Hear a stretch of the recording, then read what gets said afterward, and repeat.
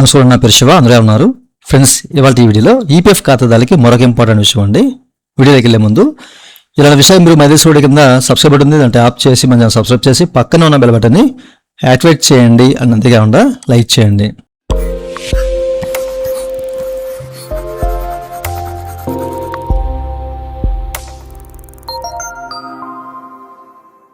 ఇక టాపిక్లోకి వెళ్తే కనుక చాలా మంది ఏంటంటే క్లైమ్స్ అనేవి ఇప్పుడు జూన్ నెలలో, ఇది పోస్ట్ మైగ్రేషన్ అవ్వకముందు 3.0కి పోస్ట్ మైగ్రేషన్ అవ్వకముందు జూన్ నెలలో చాలా మంది అయితే క్లైమ్స్ అనేవి ఇనిషియేట్ చేశారు కదా.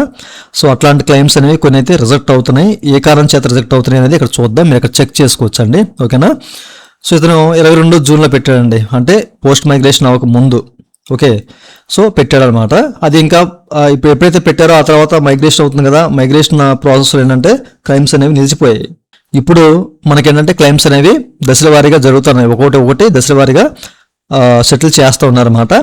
అయితే అప్పుడు ఎవరైతే ఇంతకుముందు పెట్టారో క్లైమ్స్, అట్లాంటి వాళ్ళది ఎట్లా రిజెక్ట్ అవుతుందన్నమాట. మీరు చెక్ చేసుకోవచ్చు. Claim rejected, claim successfully submit అని చెప్పేసి, అలాగే entered claim amount is more than the member's balance అని చెప్పేసి. So claim cannot be filed అంటే ఎంప్లాయీ షేర్ రెండు కలిపేసి ఎంతైతే ఉందో అంత ఎవరైతే ఇంతకుముందు మెన్షన్ చేసి క్లైమ్స్ ఇనిషియేట్ చేశారో, సబ్మిట్ చేశారో అట్లాంటి వాళ్ళది ఏంటంటే ఇట్లా ఈ కారణం చేత అయితే పోద్దనమాట. ఓకే, మీరు ఒక 25% వదిలేసి మిగతా అమౌంట్ ఎంటర్ చేస్తే నో ఇష్యూ. సో 70% రూల్ అనేది కొంతమందికి వర్తించింది. చాలామంది ఏంటంటే ఇంతకుముందు జూన్లో పెట్టుకున్న వాళ్ళకి కూడా, ఓకేనా. సో ఇప్పుడు అమౌంట్స్ అనేవి సెటిల్ అయ్యాయి అనమాట.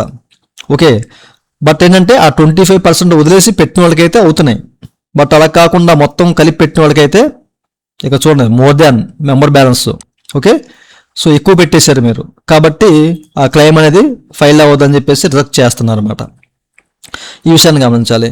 సో ఎవరైతే తక్కువ పెట్టుకున్నారో, ఒక 25% వదిలేసి ఎవరైతే కరెక్ట్గా క్యాలిక్యులేట్ చేసి పెట్టుకున్నారో అట్లాంటి వాళ్ళకి క్లెయిమ్స్ అనేవి అవుతున్నాయి అనమాట, విత్ ఎంప్లాయీ షేర్ రెండు కలిపి. ఓకే, బట్ మీ క్లెయిమ్ అయితే అవ్వదు. ఓకే, మీరు మొత్తం మీద కొంతమందికి ఏంటంటే ఎంప్లాయీ షేర్ ఉండదు, ఎంప్లాయర్ షేర్ ఎంతైతే ఉందో అంతా పెట్టేస్తున్నారు అనమాట. సో అట్లాంటి వాళ్ళ క్లెయిమ్స్ కూడా ఆగుతున్నాయి అనమాట. అట్లా కాకుండా ఎంప్లాయర్ షేర్లు ఎంతైతే ఉందో అందులో ఒక 25% వదిలేసి మిగతా పెడితే ఓకే. సో ఇట్లా ఓకే రిజెక్ట్ అవుతున్నాయి. ఈ విషయాన్ని గమనించాలి. సో చాలా మందికి ఈ విధంగానే రిజెక్ట్ అవుతున్నాయండి. ఇన్ కేసు మీరు అట్లా పెట్టినట్లయితే కనుక, ఇంకా మీది పెండింగ్లో ఉంటే కనుక డెఫినెట్లీగా రిజెక్ట్ అవుద్ది, వెయిట్ చేయండి. రిజెక్ట్ అయిన తర్వాత మళ్ళీ మీరు పెట్టుకోవచ్చు, ఎందుకంటే మనకి ఇప్పుడు ఎంత అమౌంట్ ఉన్నది ఎలిజిబిలిటీ అనేది కరెక్ట్గా చూపించేస్తుంది కాబట్టి మీరు అక్కడ ఇంకేం చేయగలరు. దాని ప్రకారం అమౌంట్ అక్కడ ఎంటర్ చేసి ప్రాసెస్ చేస్తే మీకు క్లెయిమ్ అనేది సెటిల్ అయిపోద్ది అనమాట. సో చూశారు కదా, ఇది ప్రతి ఒక్కరు తెలియాలి అనే ఉద్దేశంతో చెప్తున్నాను. ఇదండి వాళ్ళ వీడియో. ఈ వీడియో మీకు నచ్చినట్లయితే ఈ కింద లైక్ చేసి మనం సపోర్ట్ చేయండి. అలాగే ఇలాంటి విషయాలు మీరు మైదేశ్ రోడ్ కింద సబ్స్క్రైబ్ ఉంటుంది, అంటే ఆప్ చేసి మనం సబ్స్క్రైబ్ చేసి పక్కన అలవాటు. Thank you for watching and జై హింద్.